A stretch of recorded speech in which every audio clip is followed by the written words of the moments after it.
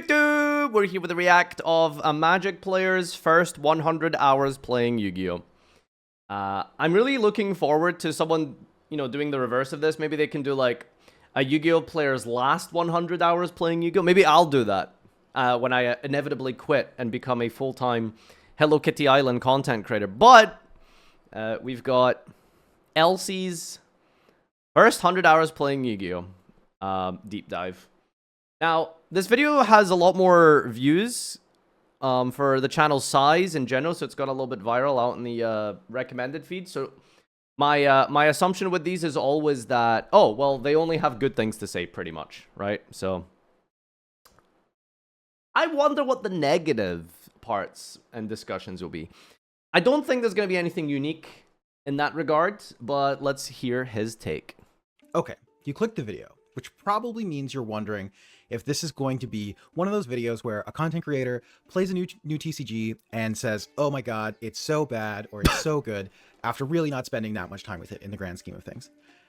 And I'm hoping that you'll agree that the 100... Shoutouts to Crispy Applesauce, who was a new player and got level 35 in Master Duel. Plus, in this case, hours that I've spent with Yu-Gi-Oh! Is enough time for me to... How many achievements is that? Oh, come on, dude. Too soon. Give some opinions about what I think about the game and what I think about the experience of learning the game, both as an absolute novice and as a quote-unquote kind of newer player. I think Yu-Gi-Oh! Is pretty interesting, and I was inspired to learn the game for 3 reasons. Firstly, Yu-Gi-Oh! Genesis came out, and I am primarily a... Genesis was the spark. Wow. The first ever person to get into Yu-Gi-Oh! Through Genesis. I gotta hear this. A Canadian Highlander player in Magic the Gathering, which is a format that has been points managed for like 20 years at this point. So seeing a new developer planning to manage a card game format entirely with points was really interesting to me, but obviously I couldn't engage with it because Yu-Gi-Oh! Is a complicated game and just looking at that points list by itself was not approachable. So I wanted to learn how to play so that I could potentially play Genesis. I thought that seemed like a sweet idea. That's a crazy video title. As someone who has no idea on the landscape of Magic, what can Canadian Highlander learn from Yu-Gi-Oh! Genesis? Just words, like just words, right? Like, it's funny when you get into like very specific niches in video games and you're just not a person that like plays that game. Like if I, for example, was to tell you that I'm currently a 4 out of 9 Mythic Demon Hunter with a 3,300 Raider IO score based off of my Mythic Plus participation, as well as an alt Restoration Druid that participates in Battlegrounds and has a 2,000 rating in Solo Blitz Battlegrounds, you wouldn't understand anything of what I just said, right? But to the person in that community, that's just, it makes complete sense, right? So we get it. You're a loser. It's just funny seeing that type of language translate from community to community. We don't need to know your pronoun. Jesus Christ. Nextly, if you're anything like me, your feed has been kind of flooded with these kind of content creators from different TCGs playing each other's games, talking about cards from each other's games, kind of sharing that information. And it has, I think, really created this interesting community around card games that has previously been really siloed for a long time. If you were a Magic player, you only played Magic, you didn't really engage with the other trading card games on the market. And the same is true for Yu-Gi-Oh!, Pokemon, what have you. And these new videos, I think, are really great in that way, in that they've actually broken down a lot of those barriers. My feed's been full of them, and the ones that I've been the most interested in have been the Yu-Gi-Oh! Ones, mostly because it's the one game of the kind of big 3 between like Magic, Pokemon, and Yu-Gi-Oh! It's the one that I haven't played. I've played a lot of trading card games. My kind of whole life has been around playing games broadly. I basically grew up in a local game store. My 9th birthday was in the basement of one. I remember playing Warlord and very specific memory. 9th birthday in a basement playing card games. 1998 that one sticks out. As a 6-year-old. So I've spent a lot of time with a lot of trading card games, but Yu-Gi-Oh! Is the one I've never really played. I played it as a kid, in elementary school, when my deck included 12 bubonic vermin, which was not legal, but That's a good strategy, though. 12 bubonic vermin? I mean, it kind of goes with the flavor, right? Special bubonic vermin from your deck and face down defense. I mean, that makes sense, right? It's a swarm of rats, so you can just play, a bunch of them. That's actually really good. It'd be really cool to play like a children's playground format, but you just can't balance it, right? Because at what point does it just become broken cheating, right? Because if you play 12 copies of Bubonic Vermin, like, no one cares, right? But if you played 12 copies of Pot of Greed, it's like, okay, well, you know, that's a little silly. I thought the card was cute, and if you had a bunch of them, Cute? flipping up, and your opponent could never really seemingly kill you. So that's about the engagement.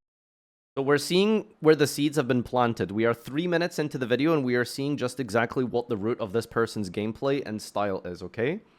From a very early age. Imagine this like a murder documentary, right? From an early age, Elsie, even the most degenerate of stall decks, he had an affinity for stun and waiting on his opponent to make a move. That's what I'm seeing here. That's what I'm saying. Bubonic Vermin. Stall control, he's been doing it since he was a kid. So when he logs into Duel and he plays for the 100 hours later in this video, I'm just saying, if it ends up being a stall deck, you'll see exactly where the roots come from. That I had with Yu-Gi-Oh! Before going into this project. And I want to acknowledge what my preconceived notions were about Yu-Gi-Oh! Before I started playing, because I think it's important to, you know, reckon with those. I'm not going to sit here and claim that I went in with a complete open mind, because the game is old enough and I've been in this community long enough to have some kind of biases and stuff. And so I want to acknowledge those before we start.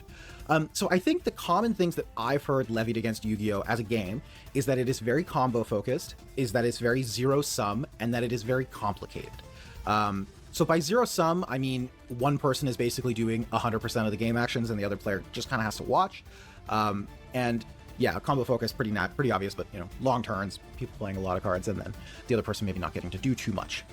And to be really honest, I viewed those as a negative for a while, and it did delay me in potentially trying the game out, but I actually think most of those might not matter to me. Look, I'm sorry. Is it end of turn Entomb? Yeah. Okay, okay. All right, Entomb on the card right Oh, here. yeah. So Sorry. Entomb. Can someone explain in Yu-Gi-Oh! What I'm about to just witness here? Is this just like Tier Limit Lightsworn comboing for 30 special summons to pull off a chef combo? Like, what am I about to witness here? Lets him get any card in his deck and put it directly into his graveyard. Yeah, this is the best card in my deck. I thought Grizzlebrand was the best card in your deck. Well, this card finds Grizzlebrand Okay, and fair. puts it in the graveyard, so... Did you rip that off the top? Oh, yeah. This is the longest search in history. I'm a degenerate combo player. I like taking. Okay, I don't know what just happened. What is the... Someone explain in Yu-Gi-Oh! What he just did. He just activated Foolish Burial and Monster Reborn. Malice went first. Shut up. That is not what just happened in Magic, okay? Malice going first. Let me tell you what Malice going first looks like in Magic the Gathering, okay? Normal summon Dormouse. Activate effect. Banish White Rabbit. White Rabbit fizzles because there's no more mana left. Pass. 10 times the actions of my opponent. So those things actually maybe are positives for me, not necessarily negatives. But those are the kind of expectations I'm going into the game with, and I want to be clear about that up front. I don't think it's fair. The one other thing I want to say before we get into everything in earnest is I played on Master Duel, and Master Duel is Konami's digital client, and it's different from Paper Play in a variety of ways. So most of the things I'm going to be talking about are going to be contextualized for Master Duel. And it's important, I think, to acknowledge that that's true, because unlike basically any other trading card game, the digital client and the paper gameplay are pretty different. They have different band lists, they have different card pools pretty significantly. And so as a result, you're not playing a different game, the rules are the same, but you're basically playing a different format of the same game. And also like things like card availability, card acquisition. I think you're pretty much getting that's the all root gonna of be it, different right? Master Duel versus Like, do you think there's a world where someone can play Master Duel and hate it but play paper and love it? Like from a pure gameplay perspective? I don't necessarily think so. I think at the root of it, they are kind of the same. You might disagree with that. Like, I think like if you play Master Duel and you end up hating it, I don't think playing paper is going to make it any better, right? It will come with more positive aspects potentially, like social aspect, just being in an environment with people and hanging out can make anything better, right? But in terms of raw gameplay, I think at the core of it, it's you're going to get like the same sort of experience per se. TCG as well. And I'll talk about TCG a little bit when I feel as though I can talk about it in a way that is informed, but I'm not going to claim to... Yeah, I think after 100 hours, like Maxi is not going to be as much of a... I'm not getting one guide and baited into this, but I think my point is fairly valid there. Have had the full Yu-Gi-Oh! Experience necessarily, because I have ultimately only played on Master Duel, but it's the most accessible. So without further ado, let's get into what the process was like of learning Yu-Gi-Oh! Okay, so the basics. The kind of interesting thing about Yu-Gi-Oh! Is that the basics of the game are not that complicated, and the Master Duel tutorial does a good job of teaching you the core basics of the game. And when I say the core basics of the game, I mean what you can do on your turn. I mean, we're talking Yu-Gi-Oh! about is the aided, I think, in the core fact that basics. its resource system is very different from every other trading card game in that you do not incrementally acquire more resources. In virtually every other trading card game on the market, or as far as I can remember, basically Did you even ever, read that? there's this kind of incremental buildup of resources. In Magic, you play lands. In many digital card games, you get an extra resource every turn. In like Lorcana and Star Wars Unlimited, you play a resource from your hand every turn. In Yu-Gi-Oh! That's not the case. You can, on turn 1, with 5 cards in hand, basically do the same thing as if you were on turn 5 with 5 cards in hand. There's not some different resource system that so slowly ticks up. And what that means is that you can get right into learning the core mechanics of the game. So the Master Duel tutorial is pretty effective at teaching you how to normal summon monsters, how to tribute summon monsters that have higher level values. It's good at teaching you wonder what's how going to happen when it gets certain to the cards can be special limitations of the summoned Master under Duel certain tutorial. conditions. It teaches you that you have 5 zones for monsters, 5 zones Because for Master Duel spells, teaches a you field spell how to zone, play which is like a special spell. 2002 You have an format. extra monster zone where if Right? you summon Like from the your core. extra deck, you can put the monster directly there. And That's about all it. things considered, I mean, this is not a video where I'm going to teach you how to play Yu-Gi-Oh! But I can tell you that this process did not take me that long to get to the point of understanding how all the parts in a Yu-Gi-Oh! Game move. Unfortunately, even though the tutorial system is quite good, Oh, there it is. it is not especially capable of teaching you what Yu-Gi-Oh! Games are actually going to feel like. Oh, And the reason for that is that a Pepe. lot of the information in a Yu-Gi-Oh! Game is Yeah, I mean the gap between buffing Chosen of the World Chalice for 300 attack and attacking versus normal summon Cool Tune Q is like night and day, right? esoteric. And I don't mean that in a kind of pejorative, derogatory way of saying, oh, it's too complex. I just mean it in the literal sense of the information in a Yu-Gi-Oh! Or how to play a Yu-Gi-Oh! Game is very deck specific. Yu-Gi-Oh! Cards are verbose. They have a lot of text on them typically, and while reading the card typically explains what the card does, in order to understand how a deck functions, you functionally have to read like 30 cards to know exactly how they interface together, and each of the cards can have as much as like 100 words of text on them. And there aren't really heuristics that you can use to judge how to play the game. Instead, you are pretty dependent on knowing specifically how your deck's engine works and how you can use your non-engine to interact with your opponent. Yu-Gi-Oh! Is just what's the word? In order to get the full breadth of how to play Yu-Gi-Oh!, you need to read multiple different cards. Because just reading a Snake Eye Ash doesn't tell you anything. It tells you what the card is doing. As a new player who's only played Yu-Gi-Oh! For 2 hours can probably functionally understand how Snake Eye Ash works, right? It has an effect on summon, it triggers, it's your normal summon for the turn, it has an effect, it summons a guy from the... But, like, what does that mean? Like, what does that actually mean? Right? And it's like, it goes through this, like, 30-step process. Okay, so... And Yu-Gi-Oh! Cards obviously don't tell you that. Lexiconally... So Yu-Gi-Oh! I think in some ways this has kind of enlightened me because I don't think maybe Yu-Gi-Oh! is... Complexity is a weird word to define in this context, but it's very much just a case of a learning curve. It's a high learning curve. But at the core of it is simple, right? Performing a Draco Tail combo is simple at the core of it. But it's a high learning curve to understand how all of these different cards interact with one another.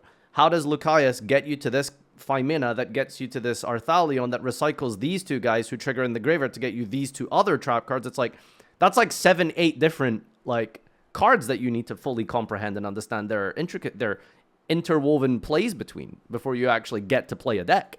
Distinct a lot of the time, and I think it is easy to get caught up in assuming that everyone knows all of the words that you are saying, and I want to try to avoid that here. Obviously, I was learning, and so I'm going to use this opportunity to make sure that everyone's on the same page as well. So I've created my Yu-Gi-Oh! Glossary. We'll update this as we go, but Engine and non-engine are maybe the most important things to know for the sake of understanding what's going on when you hear content creators talking about Yu-Gi-Oh decks. So engine is just a term for your deck's proactive game plan. It's typically around 2/3 of the cards in your deck are going to be quote-unquote engine cards, and in Yu-Gi-Oh, engine has a much more robust meaning than in other games.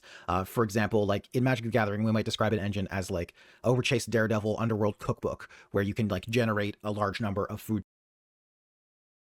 What? There's a Magic deck called Overchase Devil Underworld Cookbook. Is that just Nouvelle, but for Magic? Tokens. Maybe you throw in an Academy Manufactor and then you're like really off to the races creating game pieces. In Yu-Gi-Oh, your engine is how you are going to win the game. Typically, you have what are called starters, cards that are the things that start your engine, and they're building towards your eventual way that you're going to win the game. And I'll describe what that is later on. Non-engine tends to be more generic. These are cards that most decks can play, and you'll see a lot of decks playing the same non-engine cards. And again, we'll talk about those more in specific later. But these are interactive pieces. They are things that you are going to use to try and Oben stop lives your on opponent. today. Starters And is importantly, universal. they typically don't have unique synergy with advancing your own game plan. They're mostly used to try and deny your opponent's advancement.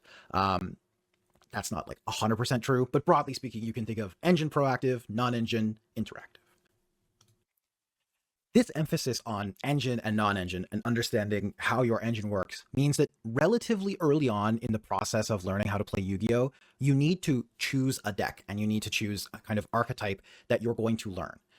Because you kind of can't just jump in and learn broad basics that will then subsequently apply to a swath of decks, it really does benefit you to lock in on something early and maybe pick the archetype that suits your kind of playstyle the best.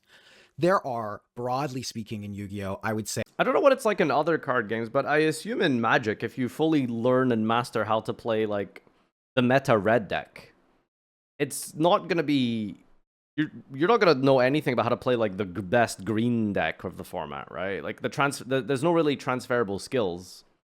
Whereas in Yu-Gi-Oh, the transferable skills are like, well, there is none, right? Because the combos are completely different, I suppose.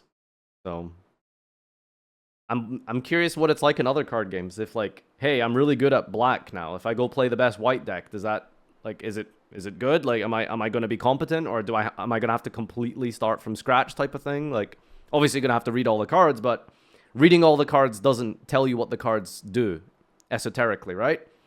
If I read every Salamangreat card, that doesn't tell me how to do the combo. Do you know what I'm saying?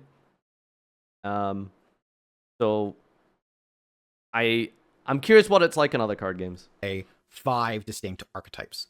There are combo decks, and I know early on we talked about the fact that there's this preconceived notion that every deck in Yu-Gi-Oh is a combo deck, and that's kind of true, but typically combo decks in Yu-Gi-Oh are the ones that are taking like really a lot of game actions and are looking to set up, if unimpeded, a truly uninteractable board. They're going to kill you by likely preventing you from taking your next turn. The offset is that typically these combo decks, if they are appropriately balanced, tend to have more points of interaction in them where you can disrupt them along the way, and it will result in them building a much less powerful board if you disrupt them midway through their combo. This is in kind of a contrast to mid-range decks, which are also obviously a lot of the time trying to use their engine to build a board that is going to make it challenging for their opponent to win. The trade-off is typically the end boards in mid-range decks are less powerful. Magic does a thing where each color has a gameplay style identity. So if you're playing a color, you know what its strategy is will be innately. So if I play like a red deck, I'm basically going to know how to play every red deck because they're all sort of based around the same sort of principles of haste and burn and type of thing, like for the most part, kind of, more or less, kind of. Cyberse is all the same. I guess that's true in Yu-Gi-Oh, actually. That's maybe the one unique thing about Cyberse is if you play a Cyberse deck in Yu-Gi-Oh, it's gonna... I wouldn't really say it's transferable, but the playstyle is very similar, right? I don't think there's control Cyberse decks. Is there any trap Cyberse decks, you know? Can you imagine Malice playing Torrential? What a world, huh? What a world. But they are easier to get to and harder to disrupt. Another glossary term, I didn't think I'd be back here so quickly. But Salamangreat is endboard, not a control very deck. broadly speaking, is what you are planning to pass the turn with. I mean, it's pretty simple. we're not getting into the ideally your end board definitions. features You a could bunch of interpret it points of that way. interaction, Anyway, either through video. monsters or spell trap cards, and you're trying to either make a board that is very hard to interact with for your opponent, or you're trying to make a board that is going to interact with your opponent and prevent them from kind of taking a bunch of game actions and killing you on their turn. So yeah, that's what an end board is. Next, we have control decks. Control decks are similar to most other card games, honestly. The difference is that a lot of the time in Yu-Gi-Oh!, a control deck is going to be kind of centered around playing trap cards. Trap cards are a bit of a maligned place in Yu-Gi-Oh! Because going first is so powerful currently, it can often be challenging to be able to set up your I hope trap that cards a if lot you're of this playing one isn't these necessarily just control decks and you go narrating second and your opponent and does more their thing on like their first turn. experience, right? Because I'm not getting a and lot you're of staring at his a bunch of trap cards personal you can't play. Not views ideal, here. but that's typically what a control deck looks like. There are other variants as well that are looking to go second, allow their opponent to deploy a board, and then have filled their decks with ways to interact with the board after it's been developed. Those are also control decks. Then we have a kind of subset of control called stun in Yu-Gi-Oh! This is probably something that should go in the glossary, but I'll just explain it here. Stun is what we in Magic would think of as a prison deck. This is a style of deck that Wait, is looking to you guys have a control word and for take that? pieces that prevent your Prison? opponent from playing the game fully. And then lastly, this is, I think, the Dude, most I'm not calling unique it to stun Yu-Gi-Oh! anymore. deck What the archetype. fuck? In Yu-Gi-Oh! This is what's referred to as a Prison? powers deck. The idea with these decks is that they are trying to eventually put onto the board a monster that their opponent That is incredible. literally cannot beat. Either that means putting something in play that has text that says it can't be targeted, can't be destroyed, etc., etc. Putting something on the board that is so big it can't be attacked over. This is not really something that we see in other card games in quite the same way. Okay, his just definition because is a of the bit way odd, that though. The mechanics of those games typically Like a work. big guy that's But unaudible? yeah, Like, I powers don't decks know. are kind of another sub-archetype. Is Luna like a in prison Yu-Gi-Oh! deck? as well. Choosing a deck from Master Put me in a Duel is prison kind with of weird Liger for me, Dancer, and a I'll little come bit out frustrating. pregnant. Like most digital TCG games, Master Duel Sorry, gives editor, you cut a that lot out. of freebies right up front so that you can open a number of packs. They want to get you in the door. They want to get you playing, which is great. And the freebies at first are pretty generous. But what do you do with those gems? How do you spend them? What are you supposed to buy? This is something that I think specifically Master Duel, and this is not a broad Yu-Gi-Oh! Problem, but a specific Master Duel problem. I think this is something that Master Duel does really poorly. Here are a couple of the things that are really frustrating. Number one, when you are opening packs. If you don't know what you're doing in Master Duel, like, it is so free to play and so easy to build a deck and stuff. But if you don't go and find a third-party source to tell you what to do, I don't know how you would even begin to navigate this. Like, you play a tutorial and it tells you, hey, you've finished defeating the gladiator beasts. Time to go to the cash shop, and then you start opening Glad Beast packs. And it's like, you know, like, it's very, honestly, it is the best card game shop in any card game ever. It is so unbelievably good, but you cannot do this by yourself. You cannot, like, navigate this alone. Which, maybe that's fine. Maybe that's not a big deal, right? There's a lot of cards in the game. Literally tens of thousands of Yu-Gi-Oh! Cards. And hundreds, maybe even thousands of different archetypes. So maybe it's fine that you need to actually, like, look at resources to get the hang of things. Because if you are willing to put in the effort to learn this, it's so good. It's honestly incredible.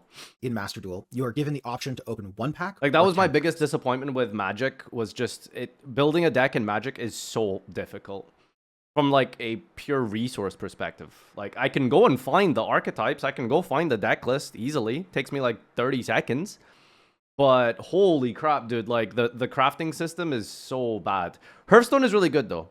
My experience with Hearthstone is incredibly positive. Like, you come back into the game, you can open a bunch of packs. The disenchant system is pretty, it's exactly like Yu-Gi-Oh! In fact, it's even more friendly than Yu-Gi-Oh! Because you can disenchant any card, and it goes into one currency pool, not four. N, R, S, R, U, R. It's just one pool of currency, so it's actually really good. So yeah, Hearthstone's actually fantastic for that. I think the issue with Hearthstone I found was, like, I don't know, I don't think there really is an issue too much with Hearthstone. I thought Hearthstone's crafting and monetization was perfect from my experience when I played. If you open one pack, you have kind of set odds. If only as it to was a good what game. you're going to open, what It's a you good game. can open, and there's 4 rarities. Ooh, There's this is a N, selection pack. R, SR, and UR. UR being ultra rare, the most rare. SR being secret rare, the second most rare. And N and R are, these cards are so common that you might as well not think about them. If they are Ns or Rs, you're never going to think about having to acquire them. It'll be trivial to get them. However, Master Duel specifically, basically every deck is gated around how many URs are in the deck. Because the way that the system works is you can dust additional cards that you have. You can turn them into what are called crafting points, but the crafting points are gated to each specific rarity. And so what that means is that, like, unlike games like Hearthstone or Shadowverse, Universes Beyond, where you just have a pool of crafting resources that everything goes into, you actually have to open the specific rarity to be able to disassemble them to then be able to craft the new rarity. So on top of all of this, I mentioned that you can open 1 or 10. If you open a 10 pack and you brick on getting a UR, you are guaranteed in your next 10 pack to open a UR. If you just open a single pack 10 times, you are not afforded that same guarantee.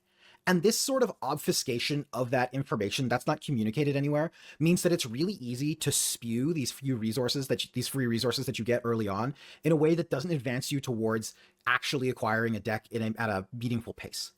So that's awkward. I mean, I think that's just typical. And it's certainly what's the one word? of the main Gacha, pain points that predatory I experienced. Marketing. I learned this before I started crafting, and before I started opening packs, which meant that I went in, I think, a little more aware than the average player would, but it still was pretty frustrating to have to deal with. The other thing I will say is that Master Duel is really not very free-to-play friendly.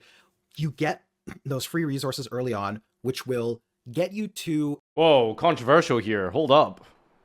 Say that again. The again. other thing I will say is that Master Duel is really not very free-to-play friendly. You get... Ooh. Sorry, man. That's this is objectively wrong. Like, this is just incorrect. So the problem is, like I kind of mentioned at the start, right?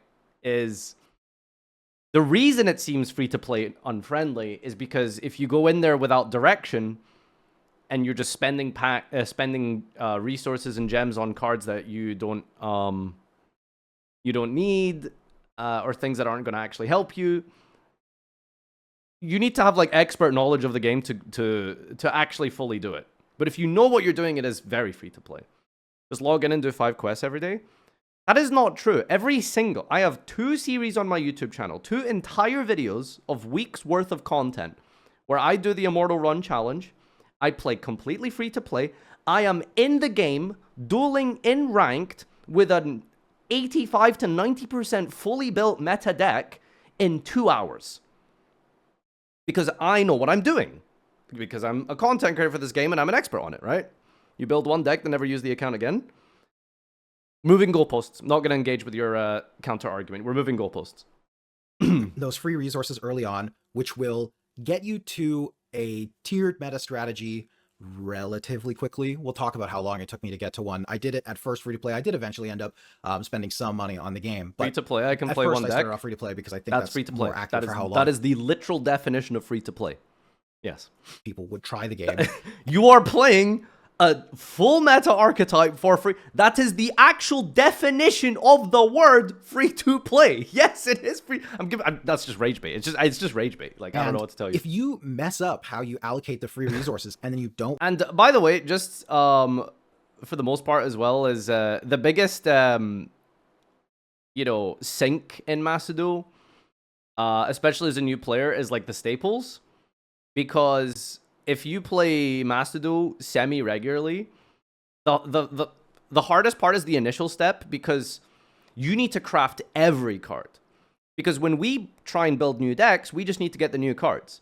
If he wants to play the new deck, he has to get the new cards, and he has to get a playset of Ash. And he needs to get a playset of Fua. And he needs to get a Maxi, and a Callby, and a Crossout, and an SP, and a Mask, and etc., etc., etc., right? So that's good for us, because, like, we're done, right? Like, we're never going to have to craft those cards again. Do you know what I'm saying? Now there's a staple pack. So yeah, the staple pack's really good. They've done a lot of work to alleviate that issue, but it doesn't change the reality that, like, he still needs to go and get them, right? Like, yeah, there's a whole pack dedicated to it now, which is fantastic, by the way. A very rare Konami W, but there is a pack now just for staples, which is good. But I'm just saying, in the context of, like, new player, there's a big resource sink for staples, and it's probably why he thinks that the game isn't very free to play. But again, I can't emphasize enough, if you do know what you're doing, if you follow a guide or something and how to craft properly and what cards to get, Master Duel is free to play. um, you know, it is very, very free to play. So I'm curious, like, what he did and why he thinks that. Like, what was his pathing into acquiring his deck that made him think that it wasn't free to play? I'm curious. Want to spend money, you can end up in a position where you just don't have a deck, which I think is a pretty significant pain point and is really not ideal. And the upshot of all of this means that when you are... Oh my god, dude. I remember when Macedon first dropped and it was like super popular in my World of Warcraft guild. Some guy in my guild like decided to start trying Macedon, and so he did it, right? And then he went into the tutorial and it says like, okay, do the tutorial. You've defeated the Element Sabers. Go to the cash shop. So he goes to the cash shop and he buys a bunch of Element Saber packs. And then he looks around the cash shop and it's like, oh wow, a full structure deck, and he buys a Dragon Maid structure deck. And then he tries to like craft like a bunch of staples that he found online later. It's like, okay, now what do I do with these cards? And he crafts like, you know, an Ash and a Maxine. I'm looking at his deck list and God, you know, maybe I'll try and find it by the end of the video. It might actually still be in the Discord history somewhere. And I swear to God, it is this pile of garbage. It's like 2 copies of Chamber, like 1 Element Saber field spell, 1 Ash, 1 Maxi, like 2 Smashing Ground, and it's just like it's miserably bad. Like, but it's like, of course that's going to happen because there's nothing that indicates what you're supposed to do, right? Like, starting out trying 1 to choose a Maxi deck, seems right. Well, this was back when I was at 3, so you are very incentivized to go onto one of these sites that has metagame data and to choose a meta strategy and to only work towards acquiring cards for that strategy, especially URs. You really can't afford to spend UR crafting points on things that are not going to go into your eventual final deck because you just won't have enough. And you also are really incentivized to only open packs that contain cards that would go in your deck. And again, that's not super clearly communicated, and there are so many packs in this system that it can be a pretty daunting thing to approach. I'm not trying to like protect the billionaire company just now, but like, is that really a problem? Like, surely you can, as an autonomous sentient human individual, think to yourself like, well, I want to build this deck, so I'm going to open the packs for that deck, right? Like, that seems like a logical thing.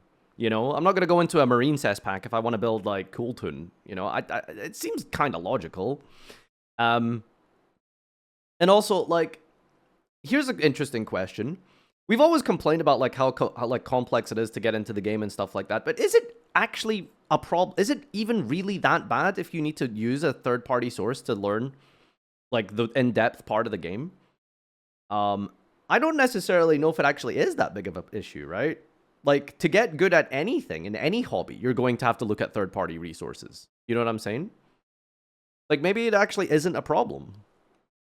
I think a little bit of, like, help was obviously great along the way, but yeah, I think to get, like, to get good at anything, you're going to have to, like, you know, look into the details. I can't just pick up, like, Path of Exile and then play the game casually and suddenly have the best build in the game by myself. Like, that's never going to happen, right? The hive mind is too good. I'm probably going to go and Google it, right? And then from there, you know, is it the game's responsibility to do that? Because they create... Konami, if you think about it, are creating an environment for you. They're creating a sandbox. They're creating this little sand pit for you to, like, run around in and play and collect cards and put them together, and then you can figure out yourself what to do, right? But how to optimize it properly and make it fully, like, perfect and good... That's only something the hive mind is going to truly find. And then, so what are you going to do? You have to go on Google, right? The problem is basically, I have to play a blue deck. That means I can play every single blue card Magic. It's not how it works. I don't really think I understand your parallel. PoE is not a good example. I have over 2,000 hours in it, and I still don't know how certain things work. Well, there you go, right? But that is a good example. And if you want to go and find out more about how those stuff works, you're probably going to have to do research into it. Is that a problem? Is that bad? I don't know. I don't know. Path of Exile is a weird game, right? It's basically like Office Businessman Spreadsheet Simulator, but for people who like action. That's the best way I've heard it explained to me. Lastly, even though you get a decent amount of free resources, a lot of them are gated behind playing the single-player content, and that's fine. I actually don't mind that. I think that it's good that you get some experience playing single-player, you can engage with some of the engines in the game, but The downside is, one, it takes a lot of time to kind of acquire all of the free resources, and when you're playing a trading card game, you'd ideally like to play against other humans eventually. And two, most of those single player events, although you're teaching you how engines work, these are not engines that are going to appear in games that you're then going to subsequently play on the ladder or even in the casual rooms. They just aren't decks that people register anymore. They're not as powerful. They're not powerful enough. So definitely some weird pain points there. And I think that this is... You get a decent amount of gems for ranked, by the way. There is actually not... it's not too bad. You get, like, some stuff for playing ranked.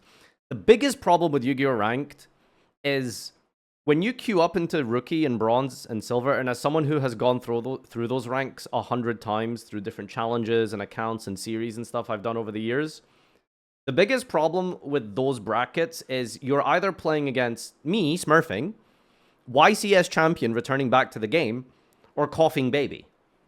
Right? Like, that's the problem with the low ranks. So when he's coming into the game, like, he's just rolling a dice to what kind of opponent he's playing as. Right? Or Wally. Right? Or boss. Or the fucking Wally bots.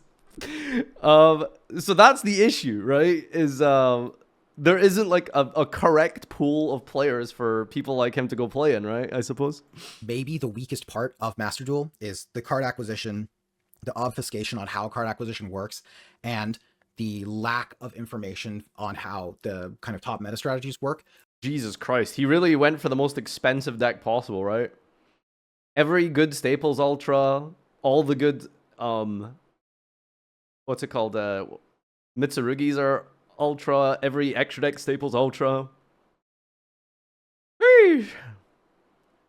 I think that it would be easy for a new player getting in who was not going to engage with a bunch of the external resources of Master Duel to just end up having a really frustrating experience. And I probably spent like maybe 10 hours, you know, doing research on websites, watching YouTube videos about different decks before I was able to lock in on what I was going to learn how to play. And I think that that's unfortunate. So ultimately, here's where I ended up starting. I think in retrospect, if I'd done more research, I might have done.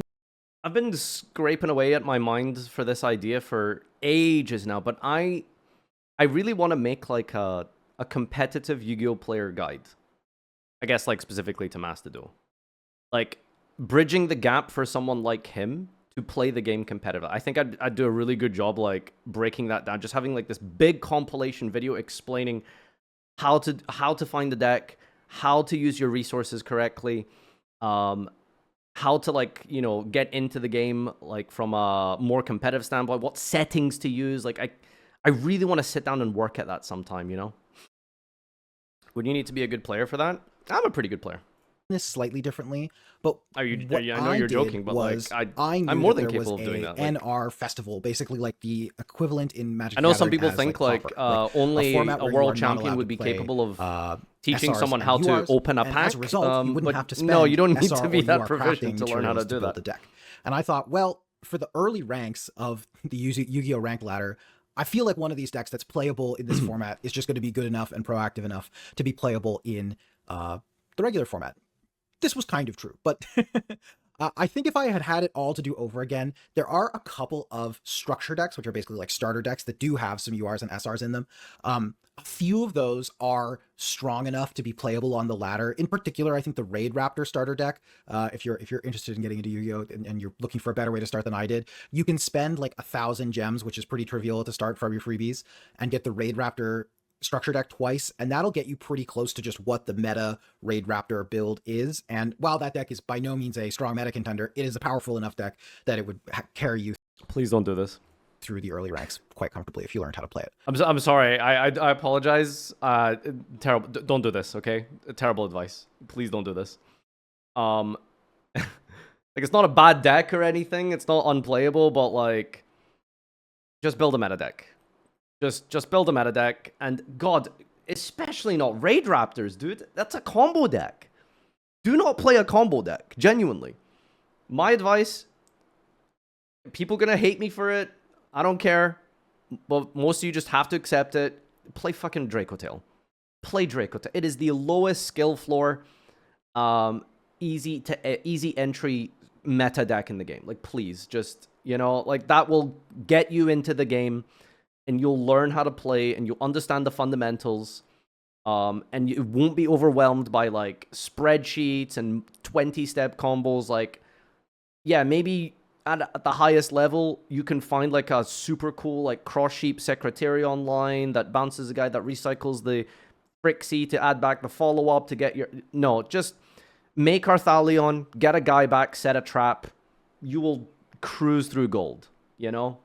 I promise you, like, that will give you the basics and fundamentals, and then hopefully from there you can find the deck that you like. Because that, if I was to make a guide myself and say very specifically what should you do, here's like the most basic, simple meta deck ever printed. Draco Tail, go learn it, go play it, go get decent at it. After that, based off of what you've witnessed on Ladder, what you've seen on YouTube, what deck looks good to you? What deck do you think is fun? What deck do you think is enjoyable? And then from there, you can build that deck with probably the new amount of resources you've accumulated, you know? But that's not what I did. I instead went and found the NR OTK deck of my dreams. I really like...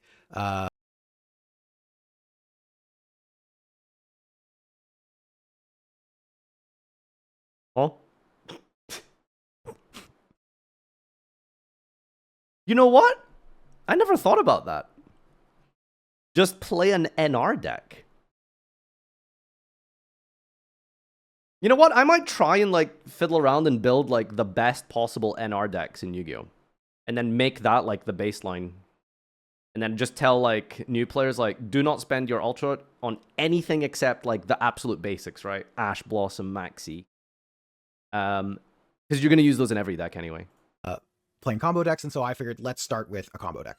So this is Spider OTK. Megalith, Metalfoes, basically too what this overwhelming deck for a does new player. is it is attempting to use Mother Spider Splitter to well, go get NR the Megalith 3 might be baby fine. spiders out of your deck. Then when you have your baby spiders, you can tribute one of these to make them capable of summoning this one, the number 35. Then you can tribute Where did you this one find from your this? extra deck to get this one. Number 48. Hold on, let me Gainer, try. which- Let me try find this based off of how I would. Wait, let me think. Cheap Master Duel new player deck.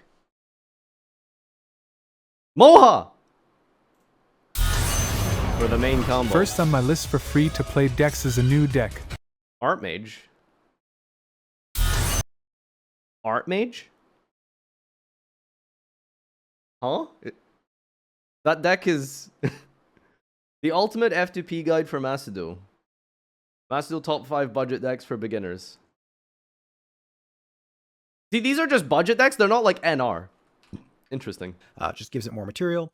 And then ultimately you contribute up into number 77, the 7 Sins. This monster has 4,000 attack and is a pretty powerful boss monster, actually. It's capable of detaching material from it to prevent it from dying, which is also quite nice. And it can get rid of things on the board, which is good as well.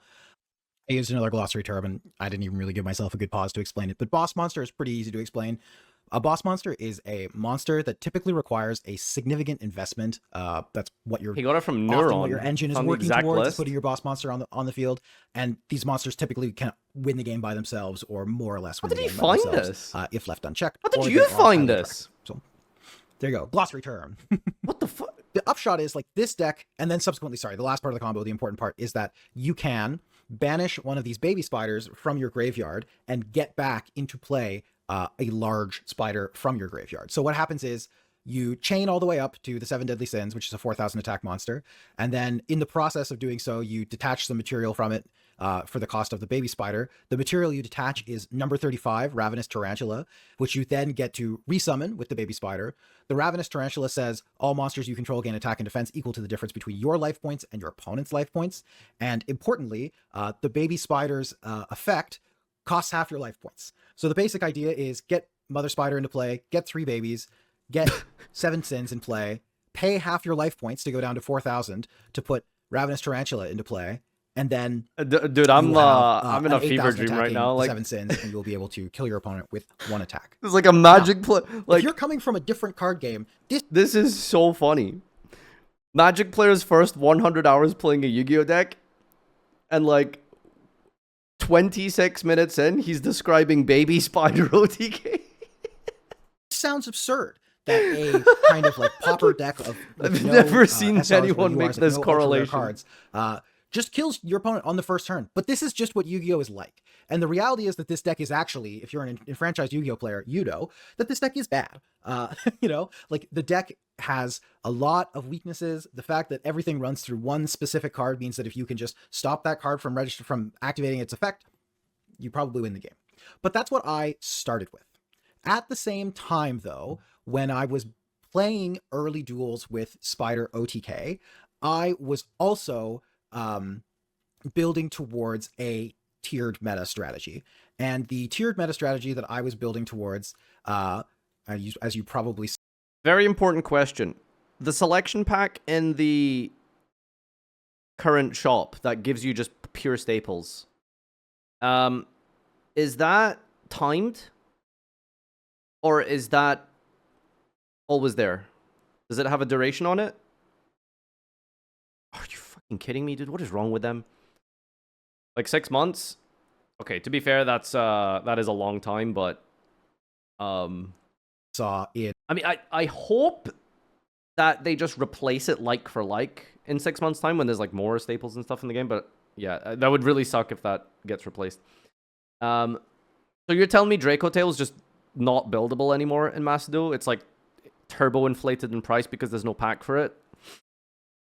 They said it would get updated. Oh, they said that. Okay, cool. So they've essentially just little B-roll that I the was only playing way to while I get was Draco talking Tail about cards deck is to fully selections craft it. That's was insane. Mitsurugi. And Mitsurugi is it's a meta strategy typically when paired with something else. It's less meta these days than it was before, but you know it's a meta strategy. And just as a little bit of info, I'm recording this quite a long time after I've played. I started playing. We're fully 2 months after I started playing. So a lot of other cards have come out. Things have changed. The metagame has adapted. But this is the deck that I started with, and it took me a while to acquire. But this deck is a lot more robust, and there were a lot more combo lines to learn. I Really? Then Baby Spider? really liked playing this deck, though. This deck is a mid-range deck. It is not the most complicated in the world to set up, and the things that it's trying to do are interactive, but not so interactive that you can never do anything about it. But the trade-off is it's easier to get to your powerful end board pieces. So yeah, that was my deck selection process experience. It was an interesting one, to be sure, and I definitely found that I struggled in the early days playing Spider OTK. I think that there was I'm still lost at the free-to-play complaint, because he didn't waste his gems by the sounds of it, right? Like, he didn't waste his gems. Unless he went in on the Raid Raptors? It sounds like he just bought a bunch of packs, played an NR deck, and then built Mitsu Fiendsmith, which is absolutely doable. Day one. Like, where did he put his gems? You know, that's what I'm curious about. You can see what packs he opened from the cards he has in his deck collection. Oh.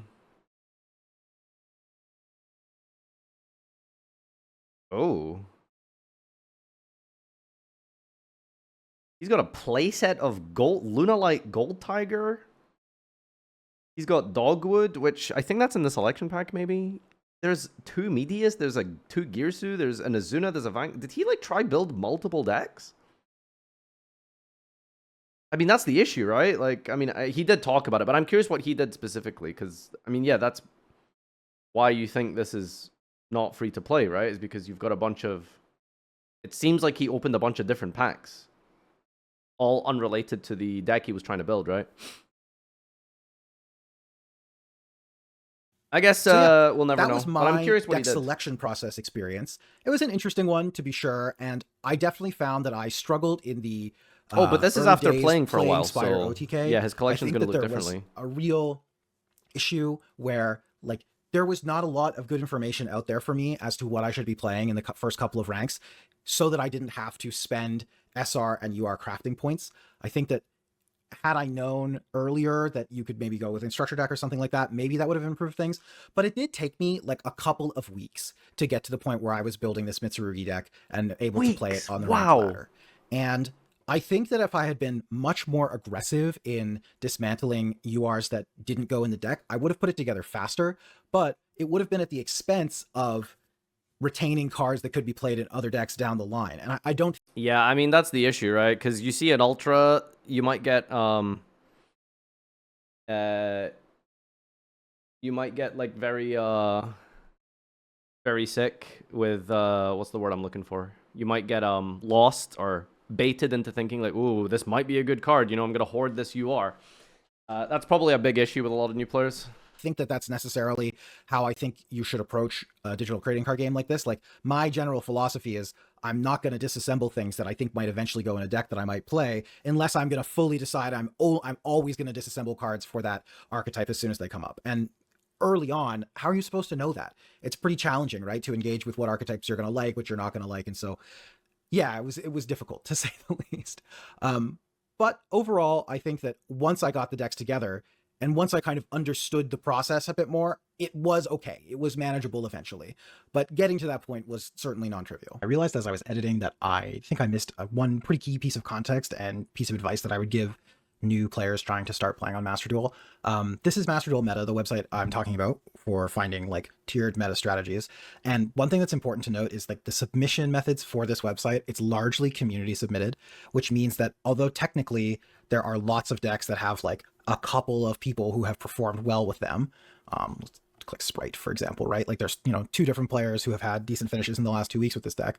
If you are new to the game and you're just getting into it on Master Duel, I would really, really recommend starting with a deck that is more high up on the tier list and has more representation. So like anything in the tier list is obviously great, but then also like if you're looking here at this list, like I would not be picking anything with less than say like maybe 5 or 6 entries in the last 2 weeks.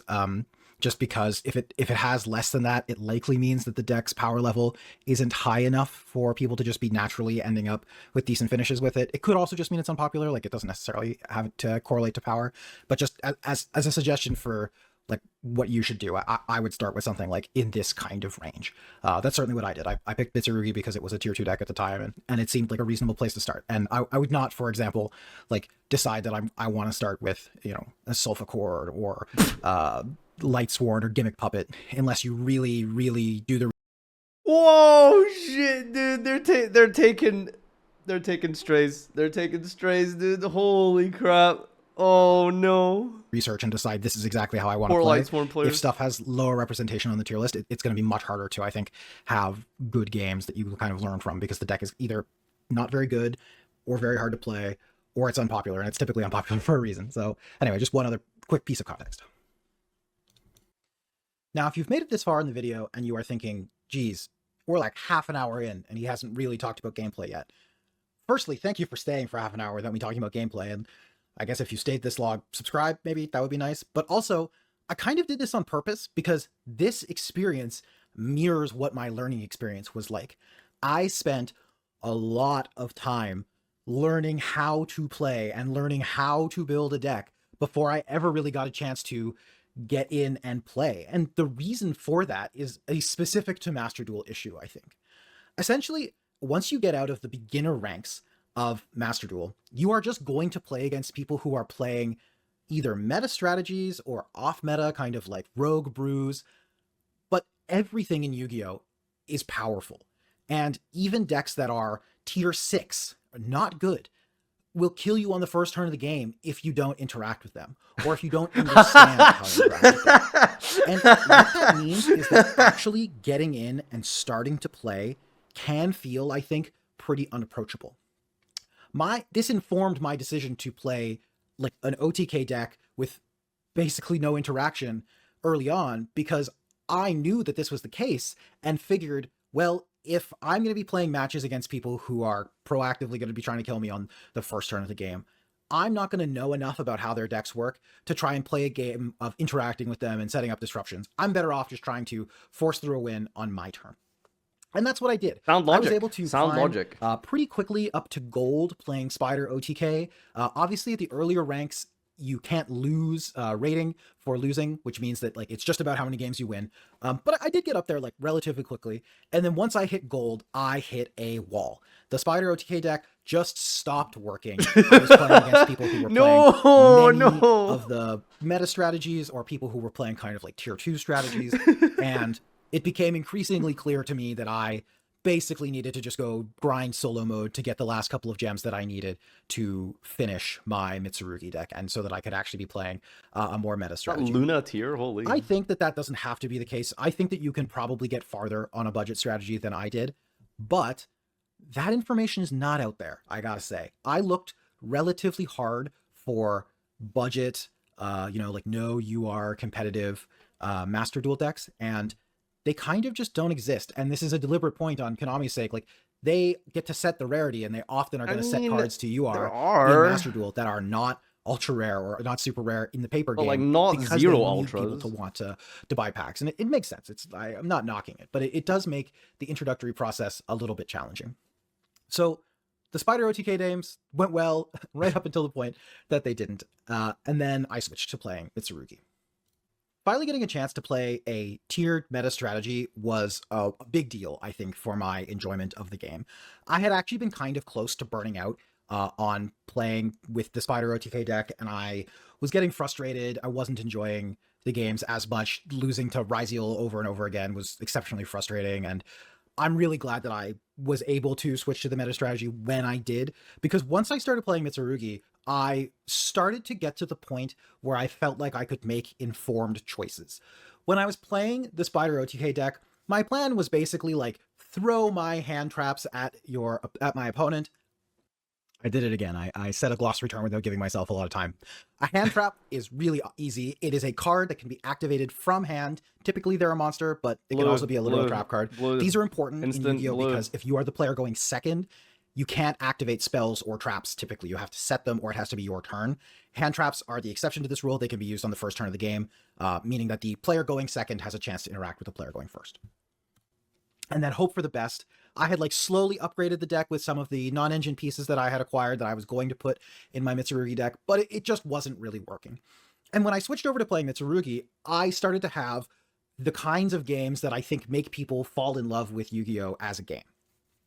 I got to start making informed choices.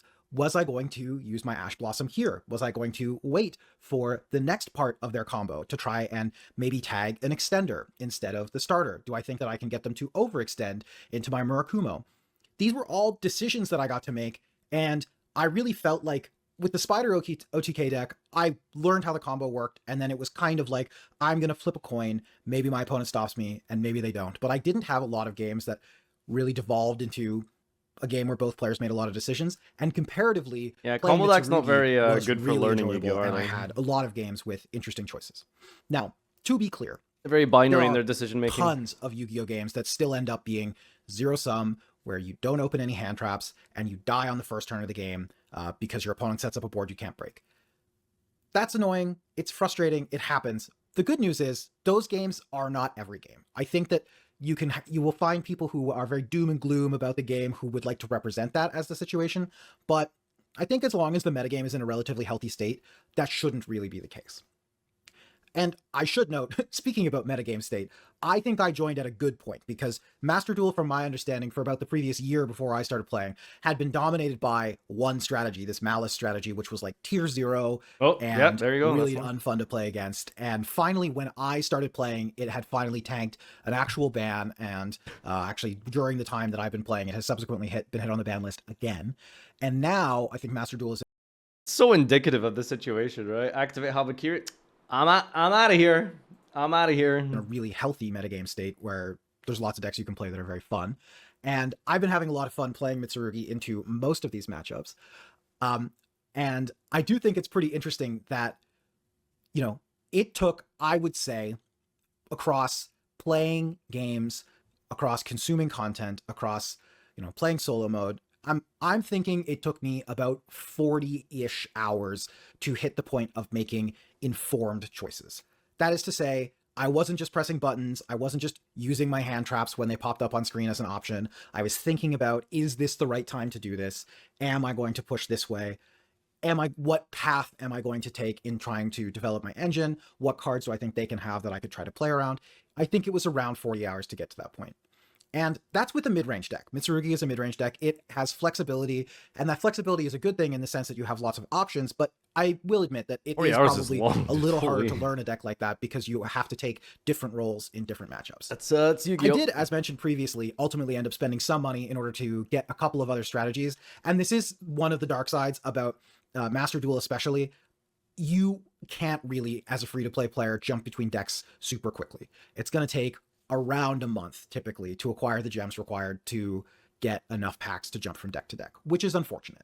And I think that is something that, like, if you're looking at kind of the gold standard for digital card games, it's definitely Runeterra. That game didn't make any money because its system was so friendly, but there's got to be some middle ground. It's interesting. I've seen some content creators describe Master Duel's monetization system as generous, and I think that that is untrue.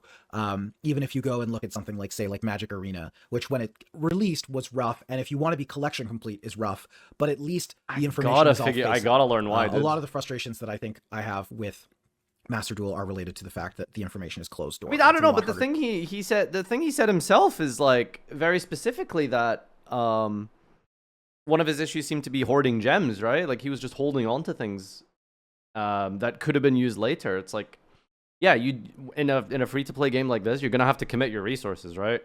Like you can't hold on to like I could literally see it there in his collection. Like he's sitting there on like a junk starter card. What's it called? The new one, the ultra rare. He's sitting on 3 ultra rare gold Leos.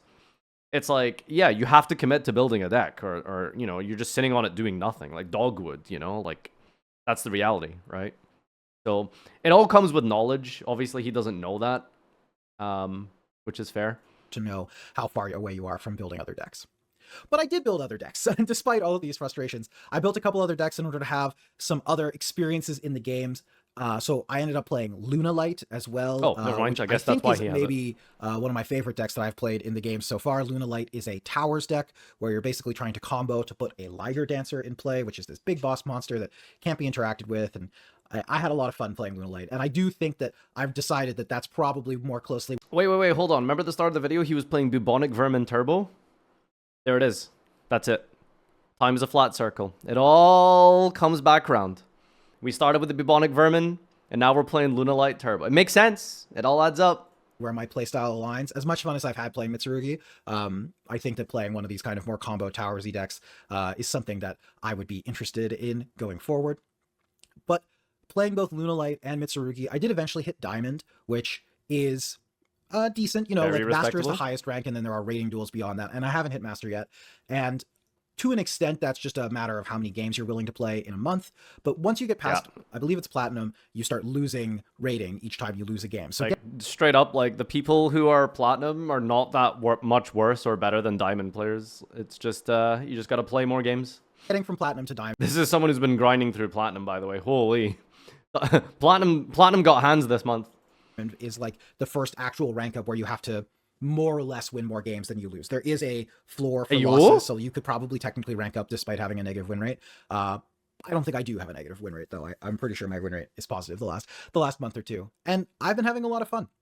I think that the games that are good are really good, and I think that the games that are not good, you can surrender pretty early at least, which is which is not the end of the world. Oh god. To wrap things up and to kind of stop rambling, Hey, I think that Yu-Gi-Oh is a good game that severely lacks on ramps for new players.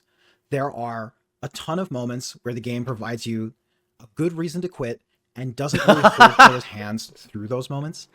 Examples would be the crafting system is rough.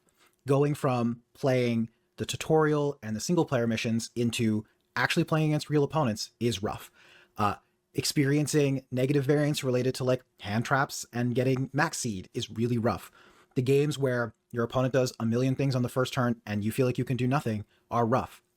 And if there were easier ways to get into the game and to kind of ramp up into those experiences. Man, this is what I'm talking about with the guide I really want to work on at some point. Like, there's this middle ground, this like little valley that you have to get across between being competent enough to like grind into master and get to rated mode and be a pro player potentially one day and compete and all that stuff, and then starting out and building your first deck. Like there's this middle ground that's like really hard to like bridge people between, you know? Is I think that you would provide players fewer opportunities to decide that they were going to bail. Because I'll be honest, I think if I hadn't been planning to make this video when I started playing Yu-Gi-Oh, there's a non-zero chance that, you know, right around when I was in gold, losing to all these meta strategies and, you know, these random strategies, there's a really good chance that I could have just left the game and decided this isn't worth my time. I'm going to go do something else. I kept playing for multiple reasons, but I think that it would be really easy to decide not to. The game is also really fast, and it's also punishing to wrong choices in a way that is challenging to engage with at first. The extra deck in particular, and I didn't touch on this initially, but the extra deck in particular... I had a very good experience with Magic when I did my Magic video on Arena. And misplaying in Magic and misplaying in Yu-Gi-Oh! Is like... If you misplay in Yu-Gi-Oh! It is so blatantly obvious, like, immediately. And it doesn't really come up, like, 10 turns later or something, right? Like, it's like, you just know you've misplayed and you just lose the game that turn. Whereas, in Magic, like, a misplay on turn 2, you might not really start to feel its impact until, like, turn 7 or something. Which is an interesting dynamic. It's different. But... It's just fascinating that, like, oh, choosing to do, like, even in Hearthstone, for example, it's like, if I hero power turn 3 instead of playing my 3-drop, like, I can really notice that turn 5 or turn 7, you know what I'm saying? Means that decks are so or turn 6 or turn 7 that, like I mentioned a couple of times, like even tier 6 or 7 strategies can kill you on... What?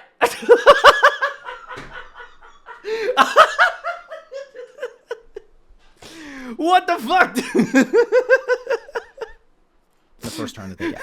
And that's challenging to engage with if you're coming Oh from my another card god! game. What In a world timing where on that! Increasingly, card game designers are shifting towards maximizing the amount of equality in actions and time that players have. Yu-Gi-Oh! Really stands out. By the way, what as even kind is of a tier 6 deck? Like, how... I don't really know how to define anything past tier 3. Like, what even is after tier 3? 4 is like, I don't know, locals tops. 5 is like, stop saying BA. stalwart in not following that. Spider at all. OTK. And I think that in a lot of ways, the game is kind of stuck. They have created this system where you get to feel very powerful when you go off and you do your thing, and your opponent potentially doesn't feel very powerful and doesn't get to do anything. You compare this to like One Piece or Star Wars Unlimited, or you compare this to you compare this to Riftbound. All of these games are trying to maximize the amount of engagement that both players have, so that kind of regardless of the outcome of the game, you feel like you've made choices. And Yu-Gi-Oh! Can't. Yeah, very big aspect, by the way. Notice that a lot, especially with Star Wars. These are just very old games, right? Like, Yu-Gi-Oh! Is old as fuck. It wasn't designed in an era where, like, we had plenty of card game experience with R&D. It's like, I've always taken this, like, in my mind and thought about it and recall it very often. But on the podcast ages ago, Raran made a very good point and was like, some card games are designed for player 1, and some card games are designed from player 2. The Yu-Gi-Oh! Is a game that's very much designed for player 1, right? Like, when they make cards, the rules of the game, everything about Yu-Gi-Oh! Is like, okay, well, we're looking at this from the perspective of how do we make a new deck as you with the controller, right? Whereas Star Wars, for example, is on the complete opposite end of that spectrum, where they designed that game for player 2, hands down. Like, the fundamental rule of that game is so interesting and fascinating. You make an action, it goes to the other person. Now it's their turn. Every action. I don't mean like turn. Action. You activate a card effect, it's now your opponent's turn. You declare an attack, it's now your opponent's turn. I think that's really interesting. Because those games just designed card games in reverse compared to Yu-Gi-Oh!, which is very much like very static and old school in its design, which, I mean, makes sense because it's an old game. It's like, I'm player 1, I'm player 2. You go first, do your thing, then it's my turn, right? It's almost like a dated system now, really, in the context of newer card games. They have built their brand on being the game where you get to do big, flashy things. And they also can't afford to make those big, flashy things faster.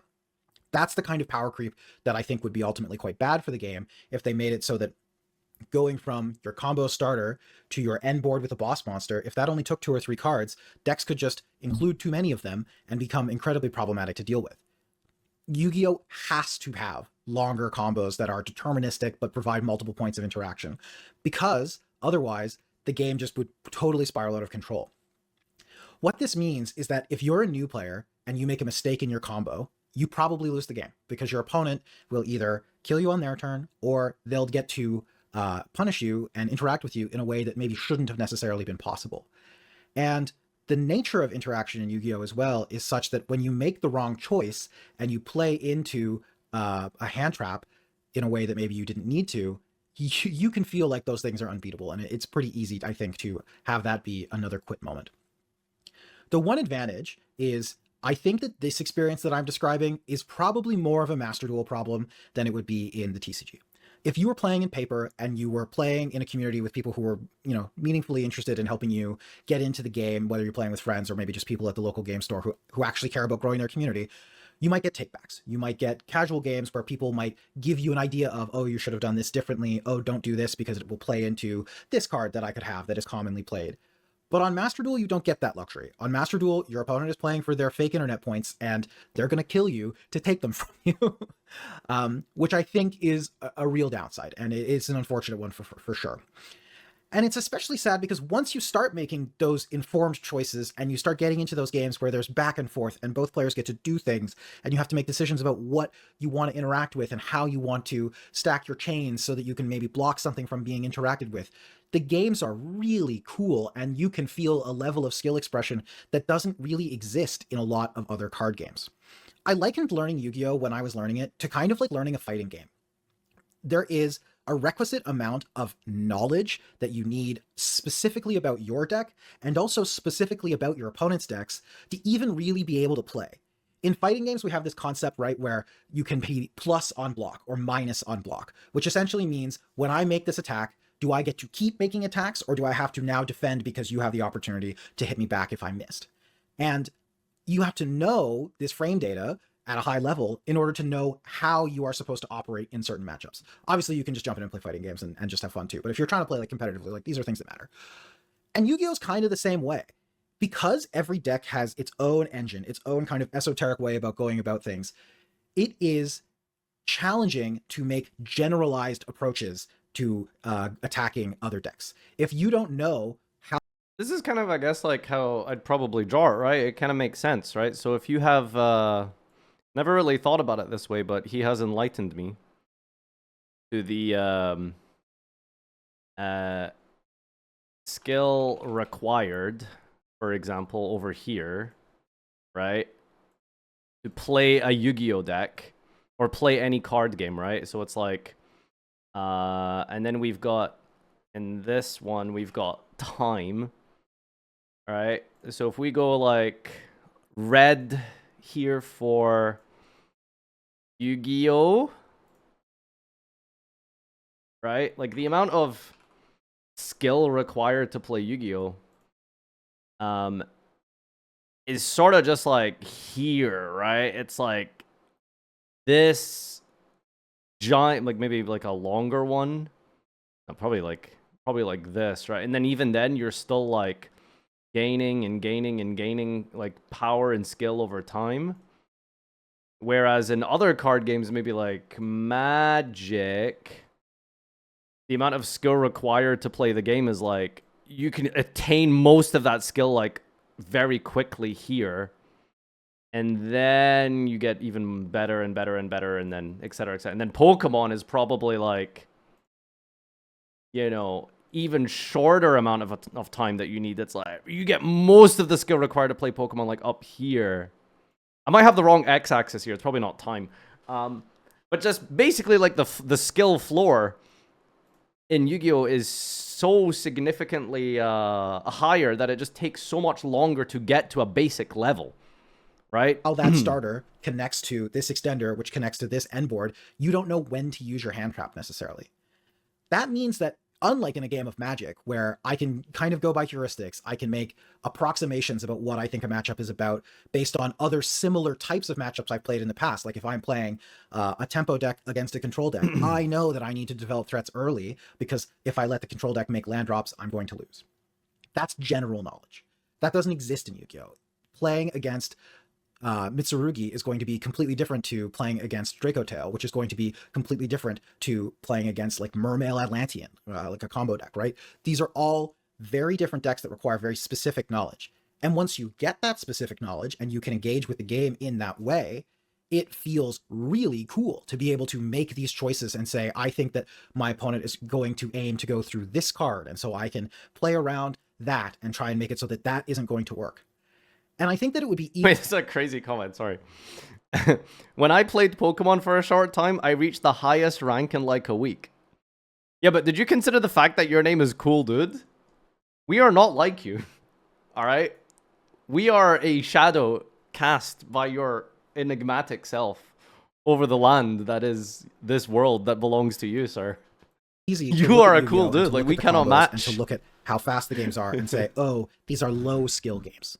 When in fact, I actually think the games are really high skill and unfortunately, potentially too high skill. I think ultimately that might be the thing that makes Yu-Gi-Oh!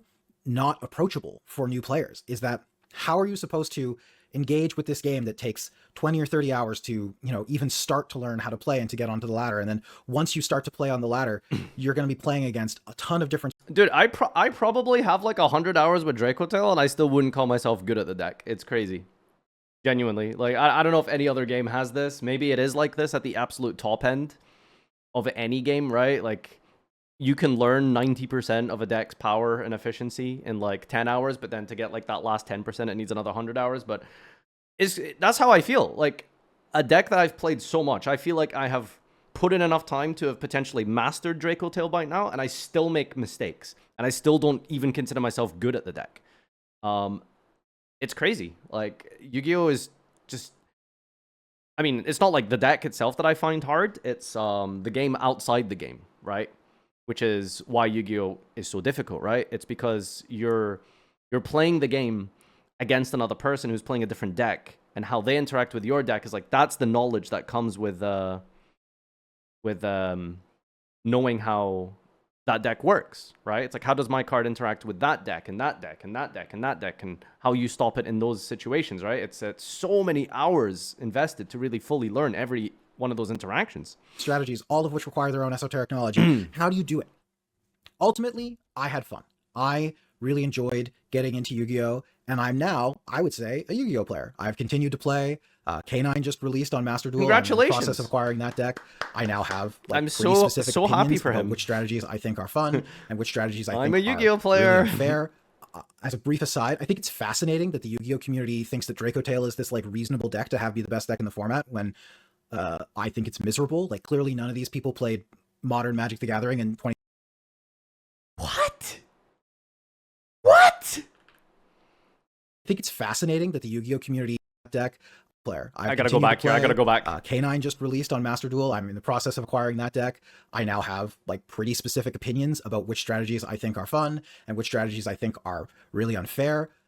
As a brief aside, I think it's fascinating that the Yu-Gi-Oh! Community thinks that Dracotail is this like reasonable deck to have be the best deck in the format, when I think it's miserable. Like, clearly none of these people played modern Magic the Gathering in 2013 when Deathrite Shaman Jund was the best strategy and they all got mid-range to death. Like, I know that Dracotail is fair, but holy god, man, is it frustrating for me to play against. Why? And I think that's cool. I'm excited. I mean, he just said a bunch of magic words, so I don't know what that means, but okay, sometimes you get Jund Shamaned to death, but like, you get mid-range to death? Wait, that just sounds like a good game, no? Is that not a healthy game? Bury you an advantage? I would even argue that Dracotail is a deck that like thrives off of tons of advantage. If anything, that's Vanquish Soul. Vanquish Soul is a deck that really needs advantage to thrive, right? Dog, I gotta have like a conversation with this dude. Like, I gotta like get into the mind of this guy. Like, this two main takeaways from this video for me is like, I'm so curious why he thinks Master Duel isn't free to play, and I gotta understand like, wait, this is the most replayed part of the video. That's so funny. from the YouTube thing you can see here. Look, that's hilarious. A lot of Dracotail players came back here. So, yeah. I have like a new trading card game that I get to have opinions and feelings about. But I do worry that getting to that point for other people might not be that easy. Overall, I think Yu-Gi-Oh! Is really fun. And my first 100 hours Yeah, he played were the enjoyable. Duelist Cup. And if you want to try it, I think you should. And I think that, you know, maybe this video can give you a slightly faster pathway and maybe somewhat of an on-ramp to get into the game so that you can have a good time faster than I did.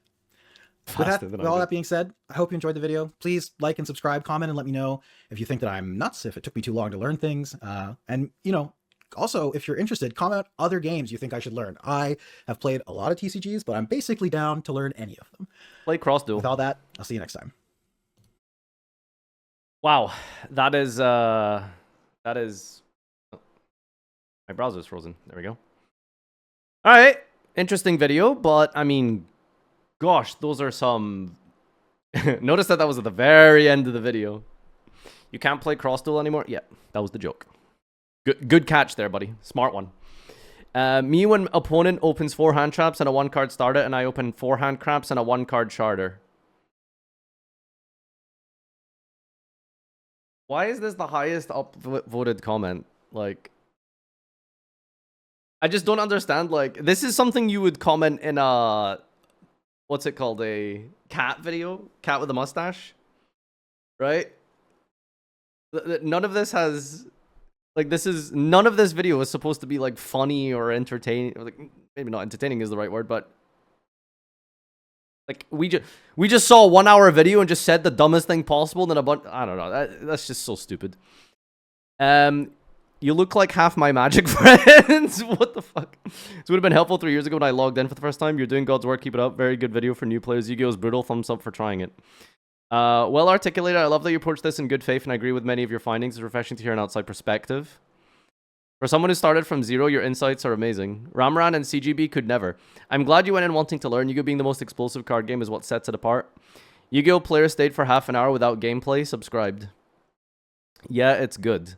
This is like the second time a relatively niche Magic channel delves into Yu-Gi-Oh! That showed up on my algorithm. Not that I'm complaining. I love seeing people invest time into it.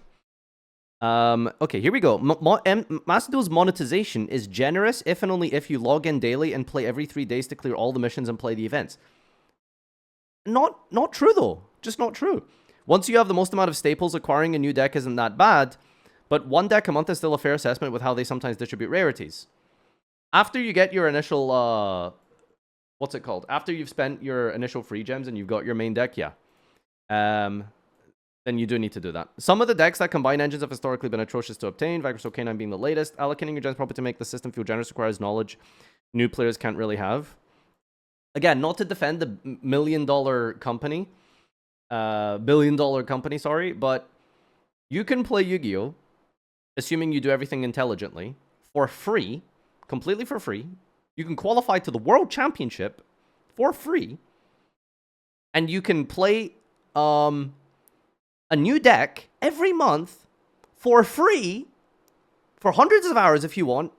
It's like, at some point, is it not maybe okay to, like, spend a little money on the game if you want to play more decks? Like, is that really, like, too much to ask? Like, you know, is that unreasonable? The reason Master Duel is considered generous is because every other simulator is so extremely stingy, it makes Master Duel look good by comparison. Arena takes way longer to build a meta deck. Duel Links is god-awful. TCG Live is kind of average. Card Fight Vanguard Days cost $70 on Steam. The other major card games don't even have official sims.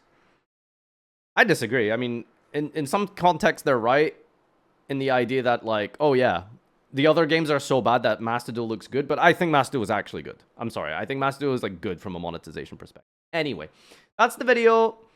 Go subscribe to him, Elsie, and LGT, MTG. But yeah. All right. See you in the next one. Bye-bye.